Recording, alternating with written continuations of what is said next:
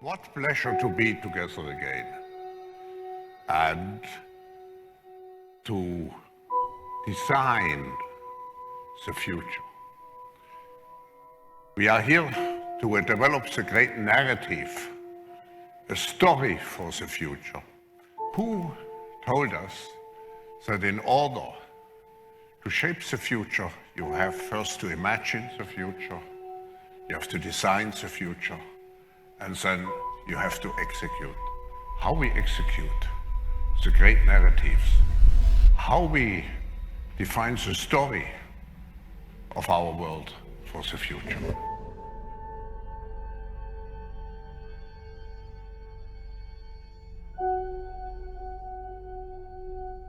Welcome to the future.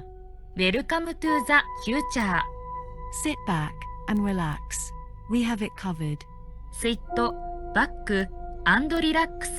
We have it covered. Cities was a very early invention so that we could work and play together. Ultimately, we'll be able to overcome that by spreading out. We're already doing that. My work group at Google is all over the world. And we're able to work together. It's not exactly as good yet as being together, but ultimately when virtual reality and augmented reality becomes highly realistic, which it will by the end of the 2020s, we'll be able to work and play together just like we're physically together. Let us show you their plan with their words.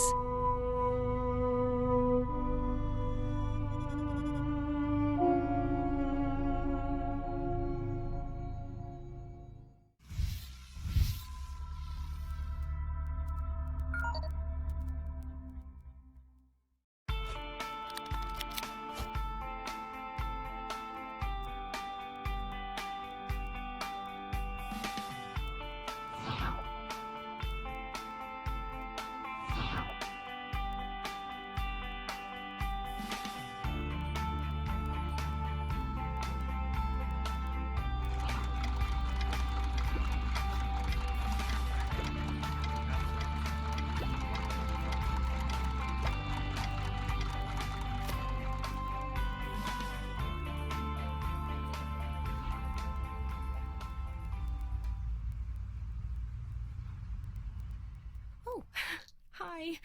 I'm so glad you're on time. I'm V. I'm looking forward to showing you around planned-opolis today. My husband works from home. He's a virtual engineer working on one of the city's desalination plants. He controls the robots who do all the important maintenance. I think he basically plays computer games for a living. You ready to go? Have you got your calorie card open on your smartphone? I registered your visit with Slick Travel Corp the other day, so they've allotted you a journey time to match mine. It makes so much sense, doesn't it? Switch off brain and go to work. With this many people around, I'm glad there's a mega computer in charge. We're so lucky. Our kids were allocated a school quite near my practice, so I can drop them off on the way. It saves on our calorie ration. Well, it won't be long until the little darlings get their career announcements. They've been working so hard, so I'm sure they'll get something good.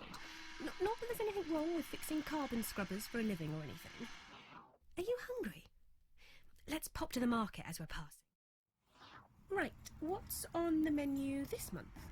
No, not meat. It's not your birthday. The Global Food Council are doing a really good job of keeping food production going. I mean, you don't get the choice you used to, but we're better off than most. I think it's probably easiest to walk from here. You barely see a car in the city centre nowadays, unless you're rich. Well, the state knows they just aren't practical anymore. We're all trying to meet our global carbon deal. Electric bikes are so much better for getting around our neighbourhood. And why waste valuable space on car parks when you can use them to grow food?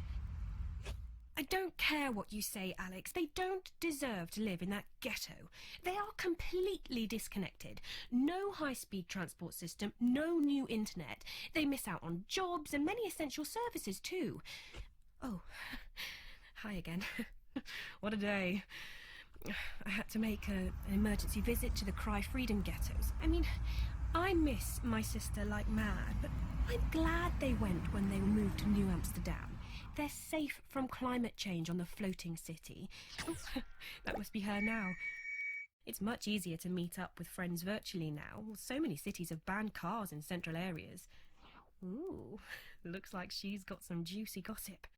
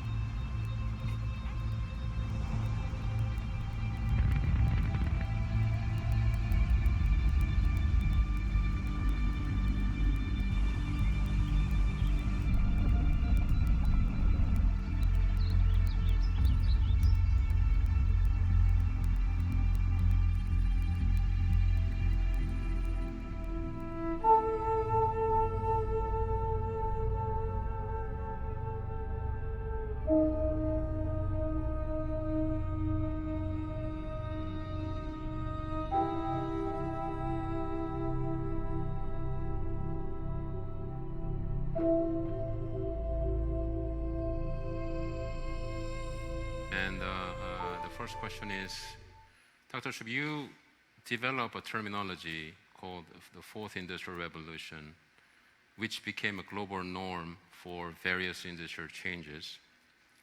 And you even chose this term as the main theme for 2016 World Economic Forum.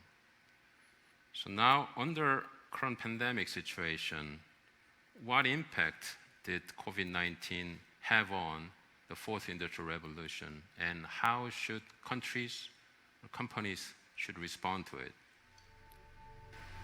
That's an excellent question. As a reminder, my notion and my book of the Fourth Industrial Revolution is that the innovations we are seeing today in terms of artificial intelligence, the Internet of Things, cloud computing, advanced robotics, and many others, together constitute a new phase in human development, on par or even exceeding previous industrial revolutions in scale and impact. COVID-19, if anything, has accelerated this ongoing industrial revolution. If COVID had happened even 10 years ago, we could not have imagined moving entire companies, schools, and government offices so fast online. Today, that is a reality.